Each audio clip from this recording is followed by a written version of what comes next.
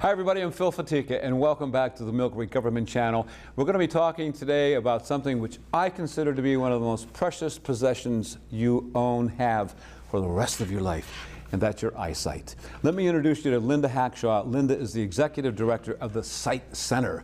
Thank you for coming. This is a really important issue, and you can see between us on a second two-shot here, this is at Sight Center of Northwestern Pennsylvania, the Sight Center at work, showing all those various people, and then next to Linda, a disorder of the eye.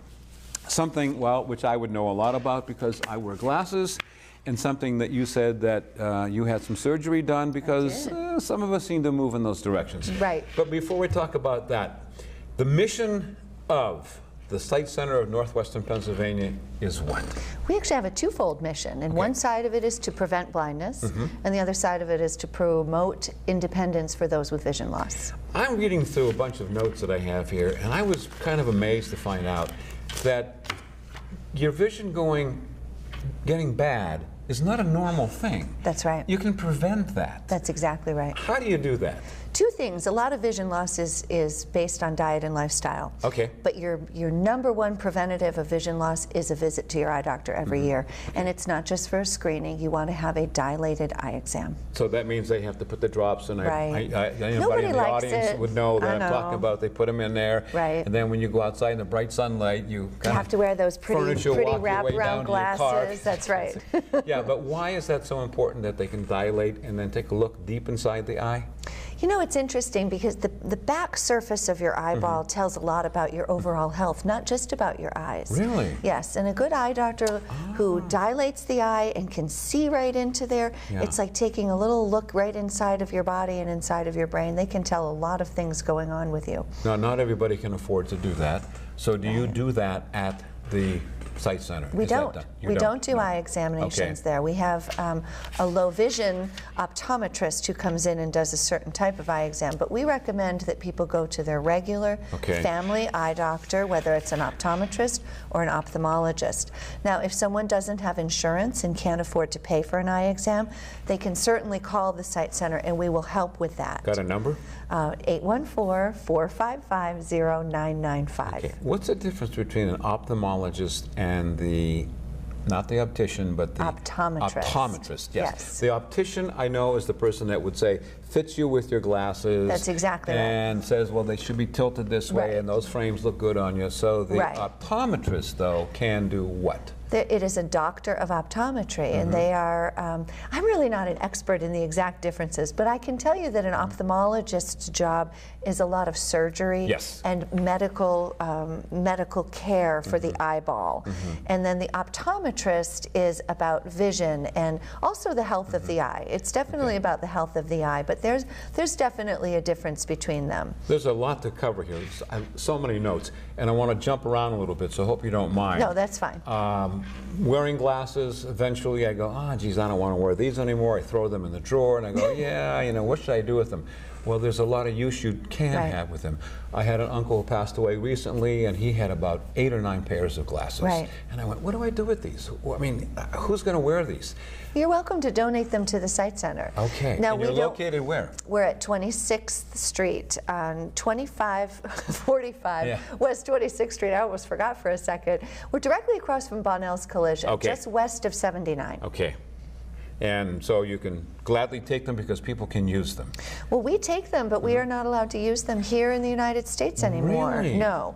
We clean them and box them up, and we donate them to missionary organizations that take them overseas into different countries where they are used, and we're very grateful for them. Oh, I imagine so. Yeah, we make good use of them. Oh, absolutely. Contact lenses, of course, are obviously in vogue, and LASIK surgery. I have a son-in-law who had LASIK surgery done 8 or 9 years ago. Woke up and a day or so later and looked across the bedroom and said, "Oh my gosh, I can read the clock without my glasses. What a gift! What happened? This is wonderful." Yeah. Unfortunately, we don't have anything to do with LASIK or contact lenses. We really don't. Is that considered to be a kind of a cosmetic kind of a procedure? So insurance necessarily is not going to cover that. That's right. To my knowledge. To my knowledge, I don't think it's covered. Yeah. I want to read a quote that I have here. It says, "Why is the Sight Center important to our community? Because Erie County and the surrounding area has one of the highest incidences of vision loss in the country." Not the county, in the country. It's true. Why? We have two dubious distinctions in Erie, Pennsylvania. One is that we're an old population. Not you and I. Not you or I, no. Okay. Meaning that proportionally, the percentage of people in Erie County over the age of 65 is higher than the national average. So the national average is 12.5% of the population is over 65, and in Erie, Pennsylvania, we're almost 17%. Wow. So we're up there with one of the oldest populations in the country, but we also have a very high rate of diabetes. Yeah, I've heard that before. Is there any reason why that is so? Why diabetes is so high here? I'm really not sure. Bad diet? I think it's diet, lifestyle, and heredity. I mean, to my knowledge, those are the three things that contribute to it. Okay. To me, of all the sites, of all the senses rather, that I would not want to lose, and I think I'm correct, I haven't changed my mind on this in a while, I don't think I would want to lose my sight. People say that. Yeah. Yeah, we hear that a lot. I have a lot of friends who they've grown up are wearing hearing aids. Right. In fact, I have a friend who lives out in California who, obviously a lot of people who are hearing impaired will put the closed captioning on the TV, or you can get the headphones wireless, and you can listen as loud as you like, and everybody else around you doesn't have to be bothered by it. You have it too loud, turn it down. You have it too loud, turn it down. But for me, that would be the sight, the sense that I would not want to lose. I would we feel do like, hear that a lot. Do you really? Yeah. One of the things we do with that too is because a lot of the people that come to us losing their vision are afraid. They're depressed and afraid. Okay. You can imagine. I mean, you've said it yourself. It's the sense you would not want to lose. Right. So if you can kind of try to put yourself in that person's shoes, it does lead to a lot of depression and a lot of fear. And I think one of the best things we do at the Sight Center is help to alleviate that fear. Nice. And what we try to do in our vision rehabilitation program is teach people to overcome their fear and continue to live healthy and independent lives even with their vision loss. Okay. Yeah, you led right into my next question. Good. So use me as an example. Phil, I'm going to come to your center. You're located in the 2500 block of West 26, pretty much across the street from Bunnell's Collision, or by the Ford place Champion Ford, right in that vicinity there. So I'm going to come in, and you're going to provide a bunch of services for me, or you're going to teach me to. Go ahead. You got the next 3 days to tell everybody what do you do. I could spend 3 days talking about it. I love it so much. Sure. But what we have is a specially trained low vision optometrist. So, but actually, you don't even start there. We start with what's called an intake, and that's an interview with a gentleman whose job it is to find out, first of all, the cause of your vision loss, because a lot of people lose vision for a number of different reasons, whether it's macular degeneration. I mean, everybody seems to have heard of macular degeneration. Diabetic retinopathy, that's another big one. Glaucoma, stroke. There are all kinds of reasons that people lose their vision.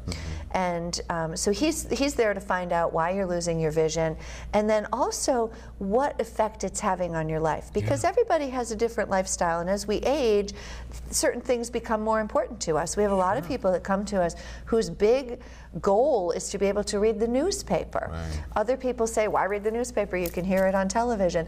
So their goal might be to see pictures of their grandchildren. Yeah, I'm glad you're saying that, everybody. I've had the habit since I've worn glasses is that I take my glasses off when I read. Okay. And it's just a habit, you know. And as I've gotten older, I found out that necessarily I shouldn't do that anymore, that I can actually see better with my eyeglasses on, which I don't want to admit to, because that admits that I'm getting older and I'm not.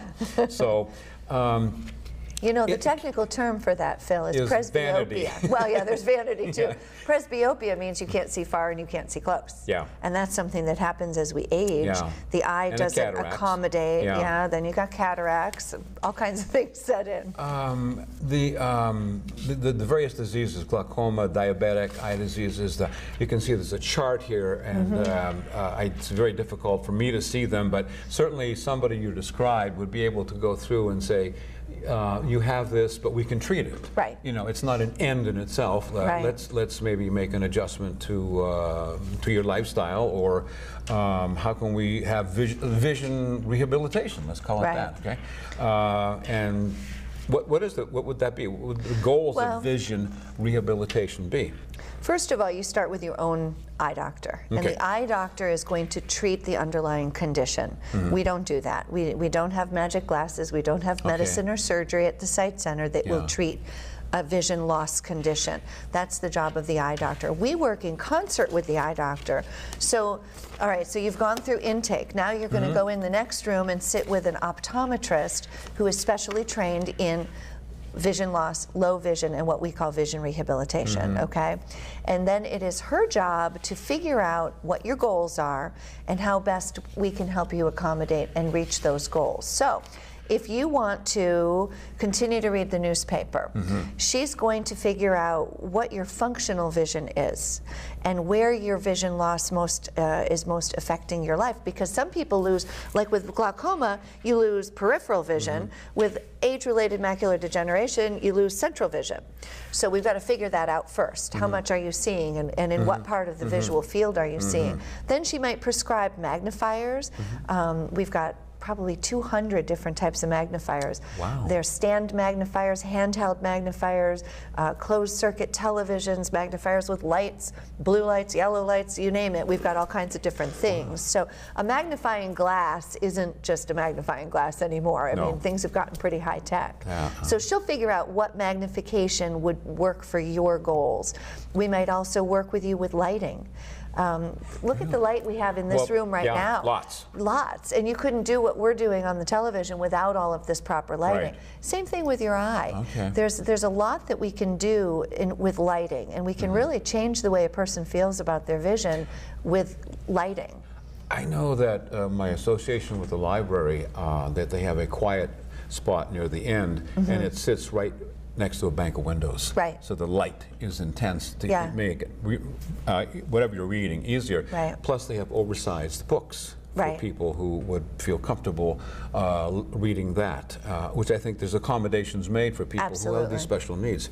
One of the other things we do is refer people to Talking Books, which is a program through the Carnegie Library. It's actually the Library of Congress, but it's out of the Carnegie Library in Pittsburgh. Okay. So you want to read a book, but you can't see to read it any longer. They'll send it to you on a digital format. They send you the digital player. It's all free of charge. Even the postage is free. You read your book, pop it in the mail, and it goes back, and the next one shows up. It's a great program. Oh, that is a great program. I want to go back. We talked about before the young people behind the cameras here. One wears glasses, two don't, I think. They may wear contacts, I'm not sure. But a lot of it has to do with lifestyle, and one of the things which I didn't realize is if you're smoking, stop. Absolutely. Why? You know, the smallest blood vessels in your body, some of the smallest blood vessels in your body reside on the retina of the eye. Okay. And whenever you smoke or are exposed to secondhand smoke, those blood vessels constrict, and it causes damage to the retina. It's as simple as that. The blood vessels constrict. That means the oxygen doesn't get to the retina of the eye, and it causes severe and permanent damage. Another thing, too, they become a style. They become a piece of who you are is wear sunglasses. Right. Especially maybe the kind that wrap around the side so the sun does not squeak in there. But yet they also are, you can get them cheaply. Because people go, I buy them and I break them, I sit on them. You're saying you better get the ones that have a little bit more stuff on the lens. I would agree with that. You really want to get the UV protective lenses. We also recommended polarization. We really do. They're expensive, but they're worth it. You only get one pair, You only get one pair of eyes. When people are filling out their driver's licenses and they ask, would you want to be a donor, does that include your eyes?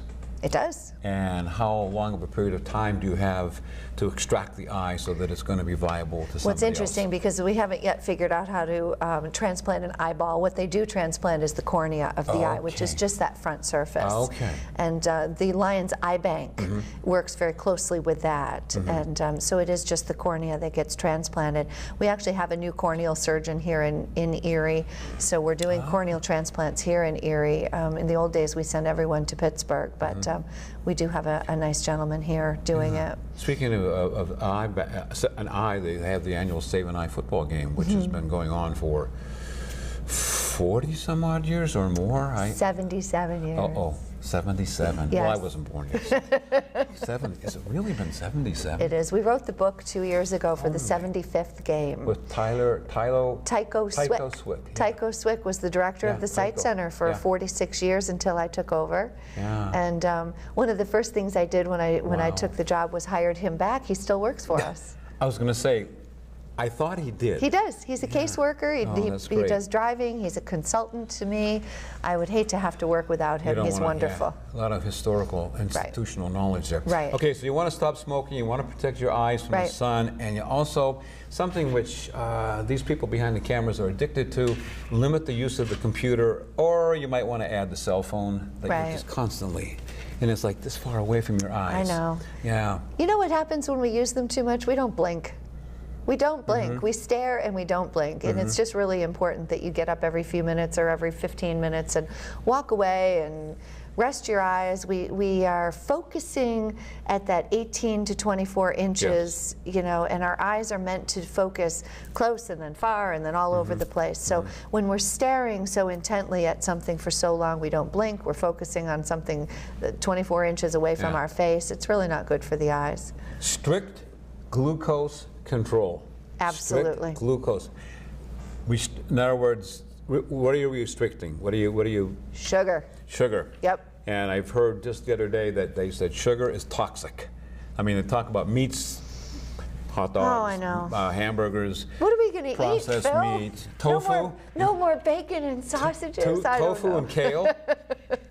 Hey, kale is the new superfood, and I actually do believe in it for the eyeballs. Yeah. You can actually, but how do you do that sugar thing? I mean, it's everywhere. I mean, you know, it's flavored almost in everything we eat. If you look on the box, you'll see how many grams of sugar. Well, glucose control is particularly important for diabetics. Yes. And there is a very vicious disease of the eye that goes along with diabetes, and it's diabetic retinopathy. And I don't know if an eye doctor would appreciate the way I describe it, but they all say, yeah, it's pretty close. Okay. When you think about it, do you remember when we were in grade school and we used to grow things in little petri dishes and we put that medium in to grow, and it was sugary? Right. Right? So you think about your eyeball, and it is filled with a warm liquid. Sure. Semi-set liquid, and then we add sugar to that. It basically provides a great medium for growing things that aren't supposed to be in there. And what you grow when you have diabetic retinopathy is little baby blood vessels that are not meant to be on the retina. They grow, that's why it's called proliferative diabetic retinopathy, because the blood vessels proliferate on the retina. Okay. And then, unfortunately, because they're not meant to be there, they're weak, they're friable, they break, you bleed onto the retina, and this causes all kinds of problems. We wind up with scarring and all kinds of a big mess on the eyeball. Not a good thing. No. Not a good thing. No, it's not good at all. The thing is, not necessarily even growing older, is that people develop what they call floaters, for lack of a better term, you know. Which in of themselves they go away, it seems. It's the vitreous fluid, as I understand. Right. It's kind of looking for a home or something. Yeah. But you want to be careful if you are seeing flashes of light. Right. Because that means anything flashing in your eye is a bad deal. That's something worth asking a doctor about for sure. If you have what looks like a rain shower of little drops and dots in your eye, or pepper. Right, you would definitely want to call your eye doctor about that. Same thing with flashing in the eye. That retina that we keep talking about is firmly attached to the back of the eyeball, but it can come unattached. Yes, I think on that particular chart we have there, you might see some of that there as to what that is. Monitor and control your blood pressure and your cholesterol. Right. That has a lot to do with your sight. I'm looking out the people who are manning the cameras. Yeah. You kidding me? They're going to last forever. That's for you old people to do that. That's not for us people to do that. Right. What would you say to that? I would say that things start when we're young and they just accumulate over time. And it's not a good thing. Once you get to a certain level, it's pretty hard to get rid of. Yeah, then you take medication to control the blood pressure. You take medication to control the cholesterol. And those have their own side effects. I'd rather try to stay healthy. Yeah, they do have their own side effects, don't they? Yeah. Yes. Okay, so we're going to eat. I'm sorry, I cut you off. Well, I was going to say that part of our vision rehabilitation too, that we were talking about, in addition to magnification and lighting, the next step in a lot of that would be seeing an occupational therapist. And the occupational therapist then will work with the client or patient to learn how to use the equipment, magnifiers, how to use lighting, how to set up their reading station at home so it works best for them. Occupational therapy is what basically I think of as follow-up to a low vision evaluation. Are you fall under the ADA, Americans with Disability? I mean, you see the people have the curb cuts, and you get into certain public buildings, and the numbers have the Braille system on there. That's under your. That's part of your. Well, we adhere to it. Yes. Our new building. One of the best things about the new building is that it does conform to ADA standards. So there's a flat exit and egress. You don't have to step up on a step, and we have all kinds of things, accommodations in the building to make it easy for someone to get around with a walker or a cane or a wheelchair. In the old building, you couldn't get a wheelchair through the front door. Yeah, that was a long time in coming. It was a long time in coming. Yeah. Couldn't convince people of how important that is. Certain places of business, you couldn't get a wheelchair down the aisles of a supermarket. Or you couldn't actually get into a restroom, which was even worse. All right. Nurse, we're going to talk to Nurse Linda here for a moment. I wish I was a nurse, but I'm not. There are certain foods that are really pretty good for you, like vitamin A, which is eating what? Oh, you're going to put me on the spot. Well, we've got it here. Vitamin A and carotenoids. Carotenoids are great. I always say to people, it's really not a fancy word for carrots, but you do find carotenoids in your fruits and vegetables. And all of these things are very important for your sight. Vitamin C. Vitamin C in your citrus, your strawberries. I always tell people, if you eat the things that are the most beautifully colored, then you're going to be fine. A lot of people ask me about lutein. Yes. Lutein is the new word these days for people with aging eyes. And lutein is found in things that are yellow. So if you think about egg yolks and yellow corn, those have the highest mole content of lutein of any of the foods that you'll find anywhere. Buzzword today among young parents is gluten-free. Oh yeah. I don't think it has anything to do with the eyes. I'm not so sure I do either. That's an unprofessional opinion. Yeah, me too. It seems to be a marketing ploy more than anything. I kind of wonder about it. I have a child who's sensitive to gluten, so I certainly understand and relate to it, but I don't know that it has anything to do with our eyesight. One daughter is lactose intolerant. I can testify to that. Okay, vitamin E, zinc. Things like that. What would you find that in? These are all good for the eyeballs. We're looking at things like walnuts and cold water fish. I'll stick to that idea of going with things that are brightly colored.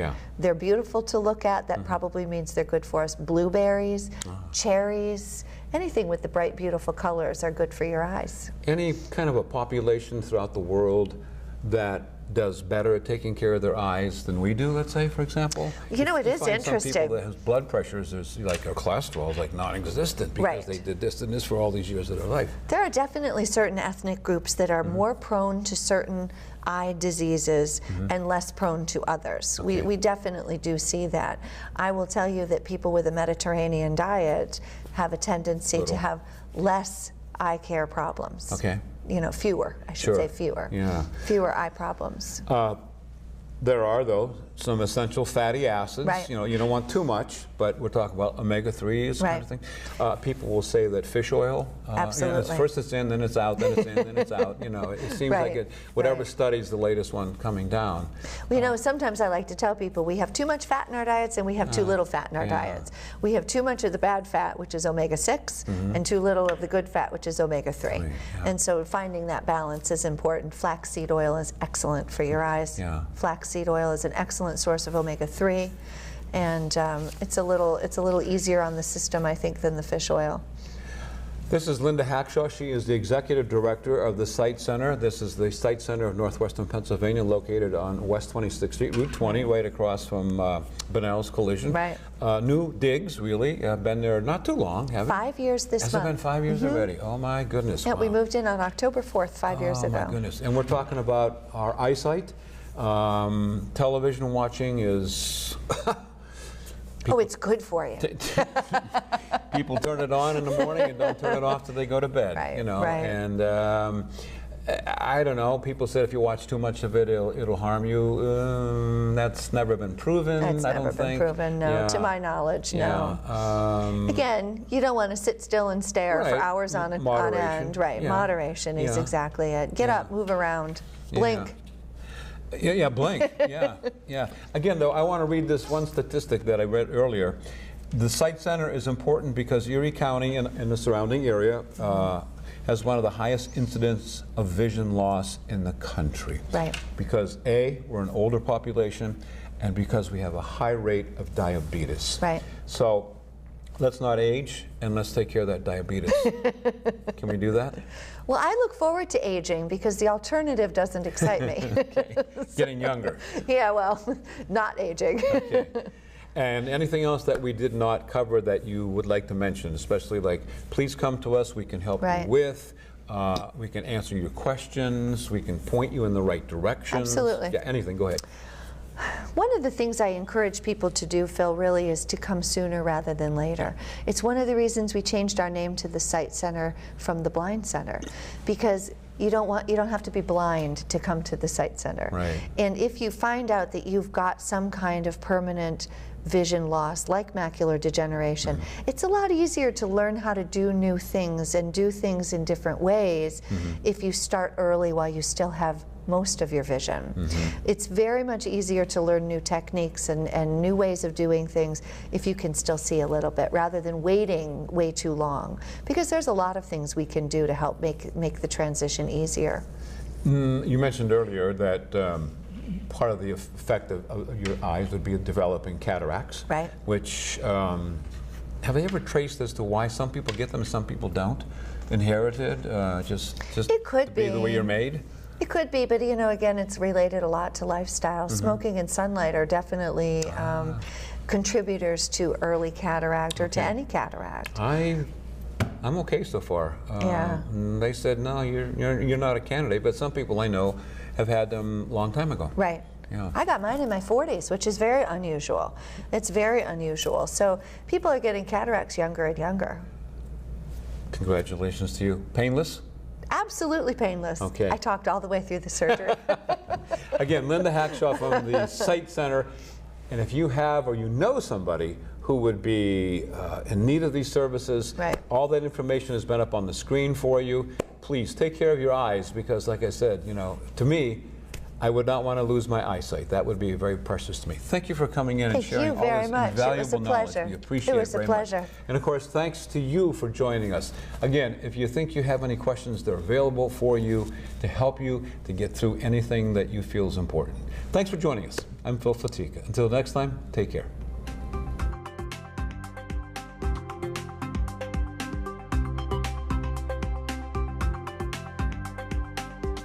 You're watching the Millcreek Government Channel, powered by WQLN Public Media.